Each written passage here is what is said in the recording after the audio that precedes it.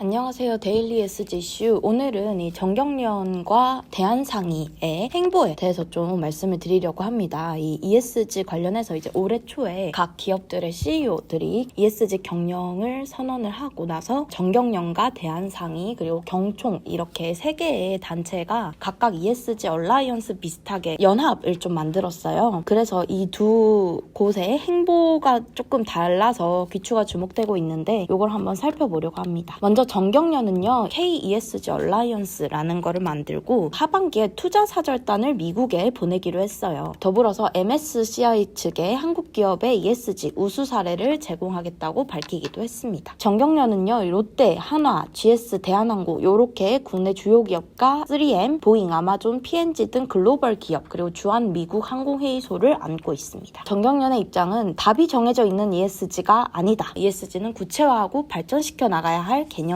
라면서 특히 국내 기업의 ESG 우수 사례를 발굴해 나가는 데 중점을 두겠다라고 밝혔습니다. KESG 얼라이언스는요, 이 발족식과 이 프리 서밋 같은 거를 거치면서 이 ESG와 관련한 이해관계자들을 연사로 초청해서 강연을 나누기도 했는데요. 어제는 한미 1회 이 KESG 포럼을 개최를 했고 얼라이언스 발족식도 열었습니다. 여기서 이제 기업지배 구조원 원장과 블랙록 자산운용, 3일 회계법인 그리고 뉴욕 타임즈 지사 요렇게를 좀 초청을 해가지고 얘기를 들었어요. 저는 좀 중요하게 봤던 측면이 저희가 주민으로 소개드렸던 이성경 본부장이 말씀을 했던 것처럼 이 신진영 원장도 ESG 평가지표 표준화보다는 ESG 정보 공개 표준화가 필요하지 않냐라고 얘기를 했습니다. 그러면서 이 기업지배구조원 이 기업에 되게 관심을 한 몸에 맞는 ESG 평가이다 보니까 평가의 신뢰도를 높이기 위해서 의견 수렴 절차를 강화하고 빅데이터 분석을 ESG 평가에 반영하겠다라고 밝혔습니다. 사실 이 평가의 신뢰도를 높이기 위해선 양측의 신뢰도가 좀 중요한 것 같아요. 이 평가하는 기관과 평가를 받는 기업의 신뢰도 둘 다 중요한 부분 아닌가 생각됩니다. 특히 이 정경련에서 되게 얘기를 했던 게 이 ESG 평가 기준을 잘 모르다 보니까 이게 어떻게 보면 깜깜이식 기준이 아니냐라고 제언을 하기도 했는데 이 부분에 이제 기업지배 구조원 원장이 이번 포럼에 참여를 하면서 약간 이 두 단체 간의 긴장 관계랄까요? 이런 게 좀 있었어요. 정경련은 한국기업지배 구조원의 ESG 모범 기준에 있어서 이건 너무 현실과 좀 맞지 않는 것 아니냐라는 의견서를 좀 보내기도 했었거든요. 이런 부분에서 두 단체, 이 기업지배 구조원과 정경련 간의 긴장 관계가 있었는데 이번에 지배구조원 원장이 참여를 하면서 어느 정도 조금 해소가 되지 않았나라고 해석을 할 수 있겠습니다. 이제 기업지배 구조원은 이런 부분에 좀 방점을 두겠다고 얘기를 했어요. 지속가능성 이슈를 정기적으로 업데이트하는지, 그리고 전문가와 이해관계자 의견을 수렴했는지, 그리고 기업 특성, 이 산업별 특성이겠죠. 요거를 특성을 반영을 했는지, 그리고 데이터 정확성이 얼마나 되는지를 살펴보겠다라고 얘기를 했습니다. 블랙록 같은 경우에는 한국 기업들은 기후와 관련된 리스크를 해결하고 탄소 중립 이행을 위해 글로벌 기준을 맞추려고 노력해야 할 것이라고 조언을 했습니다. 이 탄소 중립 이행 같은 경우에도 조금 의견이 갈립니다. 사실 국내 기업 같은 경우 환경의 부분에서는 글로벌적으로 못하고 있진 않다라는 평가를 좀 받고 있거든요. 그런데 국내는 특히 제조업이 중심으로 발달이 됐다 보니까 어쩔 수 없이 탄소를 일정 부분 배출해야 되는 부분이 있습니다. 그거를 가지고 한국이 좀 탄소 감축을 못하고 있다 이렇게 평가를 할 수도 있겠는데요. 이 부분에 있어서는 국가적으로 우리가 얼마나 탄소 감축을 위해서 노력을 하고 있으며 기업들에게 실질적인 부담이 얼마나 있고 직접적으로 노력한 사례는 뭐가 있고 요거를 좀 정말 글로벌 시장에서 어필을 해줘야 되는 부분이 아닌가라는 생각도 좀 들었습니다. 어제 열렸던 제1한미 ESG 포럼에서는요, MSCI의 국내 ESG 경영 우수 사례를 얘기를 해줘서 이 글로벌 시장이 한국의 디스카운트로 보는 것들을 좀 해소를 하겠다라고 밝혔어요. 그러면서 이제 3일 회계법인 ESG 플랫폼 리더 그리고 모건 스탠리 요렇게 좀 얘기를 했는데 특히 모건 스탠리는 올해 ESG 투자의 주요 키워드로 기후변화와 지속가능한 소비, 포용성장 세 가지 이슈를 꼽았습니다. 이 중에서 이제 기후변화 문제 같은 경우는 좀 국내에서 많이 얘기가 되고 있지만 이 지속 가능한 소비, 순환 경제가 아니라 이 식량 문제에 있어서 초점을 맞춘다는 게 꽤나 흥미로웠고, 포용 성장, 다양성이나 공급망 이슈 같은 경우에는 코로나19 포스트 코로나 시대에 계속 고민을 해야 될 문제로 포스트 코로나 이후에 E와 S가 함께 떠올랐는데 이제 국내에서는 해외만큼 이 S 사회적인 문제가 막 떠오르진 않았어요. 그렇지만 이 포용 성장을 가장 중요하게 글로벌도 보고 있다라는 점에서 국내 기업들이 조금 더 신경을 써야 할 부분이 아닌가라는 소회를 좀 해봅니다. 반면에 대한상인은 이제 국내에서 입지를 넓히기 위해서 국회를 좀 방문을 했는데요. 최태원 대한상공회의소 회장은 12일에 서울상위 회장단과 첫 회의를 가졌습니다. 그러면서 이런 얘기를 좀 했어요. 기업 관점에서만 경제 현안을 바라보면 안 된다. 기업인인데 기업 관점에서 경제 현안을 바라보면 안 된다고 얘기를 한 게 좀 독특하죠. 그러면서 이제 이 얘기는 즉선 이 이해관계자를 좀 고려하면서 경영을 해야 된다라는 얘기로 좀 풀이될 수 있을 것 같아요. 그러면서 산업통상부 장관을 만나서 필요한 지금 기업들이 당면한 문제에 대해서 소구를 좀 했습니다. 이 최태원 회장은요, 지금은 기업 관점에서만 경제 현안을 바라보면 안 되는 것처럼 ESG 이슈도 기업 관점에서만 바라보면 안 된다라고 좀 지적을 한 것 같아요. 국민, 정부 그리고 국회의 관점에서 문제를 정의하고 해법을 고민해달라라고 얘기를 했습니다. 탈탄소 같은 경우 독일도 그렇고 EU도 그렇고 다 국가 차원에서 지금은 고삐를 쥐고 가는 경향이 뚜렷합니다. 그럼에도 이제 국내에서는 사실 좀 정부 측면에서 적극적으로 나서지는 않고 있거든요. 좀 여러 가지 이유가 있겠습니다만 5월 초에 발족한다는 탄소중립위원회도 아직까지 발족이 안 된 걸 보면 대선을 좀 염두에 두고 있지 않나, 이런 개인적인